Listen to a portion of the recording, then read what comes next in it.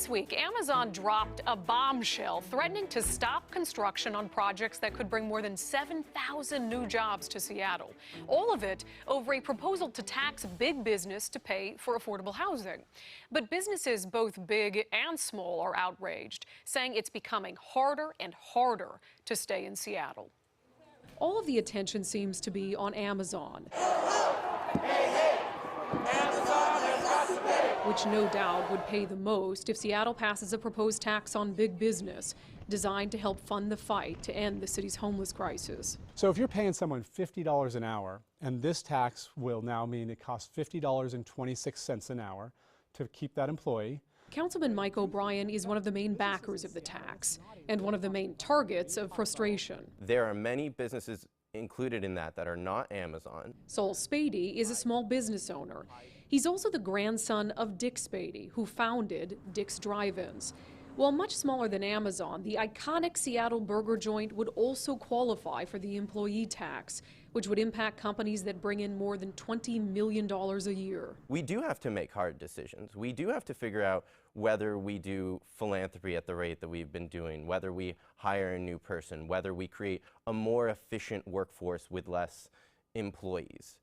I would really encourage the council to talk less about Amazon and the other 499 businesses that you're going to be taxing. While tense at times, I disagree with that. I don't think that's what this conversation is about at all. Don't put words in my mouth, Saul. Do you see what I'm trying to say? That's not what I said, though. Money is not infinite. We brought Councilman O'Brien and Saul Spady together with the hope that a face-to-face conversation could help them understand each other's perspective.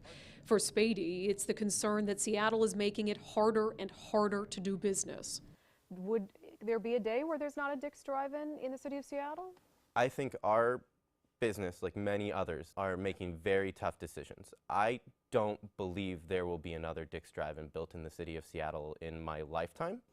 It would be devastating personally if Dick's were to leave Seattle, and so I don't. And I do want to say to everyone, we are never fully leaving Seattle. There are just any business, there are certain restaurants that are high performing, certain restaurants that are low performing, and it's expensive to do business in the city of Seattle. It actually is. It is definitely expensive. You know, Dick's holds a special place in my heart, as I think it does for everyone in Seattle.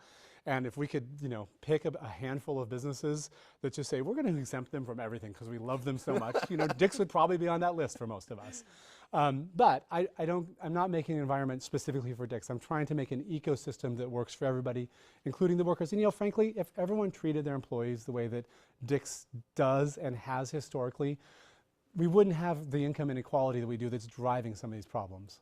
Problems that Saul Spady says businesses like his families want to help address and have. And all I ask you is to understand that the Seattle business community, like every other group in Seattle, cares deeply about the homelessness issue. That's really why I wanted to sit down with you, Mike, because that's what I'm worried about. My family, my grandfather's legacy is that he chose to give himself to this city, and he chose to be here as a charitable person. Don't take away that option. Spady says if the city passes the tax, businesses like his families might have less money to do their own charitable work. Please give the business community an opportunity to inject these dollars in creative ways. Please. I think you raised some good points there, Saul. And I think it's important that as we talk about solutions to homelessness and housing, that philanthropy is part of that discussion. But I think it's also important to note that philanthropy is not a replacement for government spending. Despite a deep divide over the tax, if we fight against each other, no head tax! No head tax! The city council seems poised to pass it,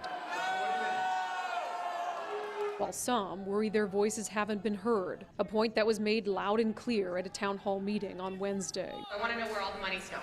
I've been emailing your office. And Saul believes it's too late to change the council's mind. Mike, you're going to pass this tax. Are you going to pass this tax? I am certainly trying to pass it, right. and it's going to pass. It looks like there's the votes for it. Okay. And so no matter what, this tax is going to pass. There is no point to listen to the businesses. Can I have a pledge from you? Well, wait, you tell me the pledge first.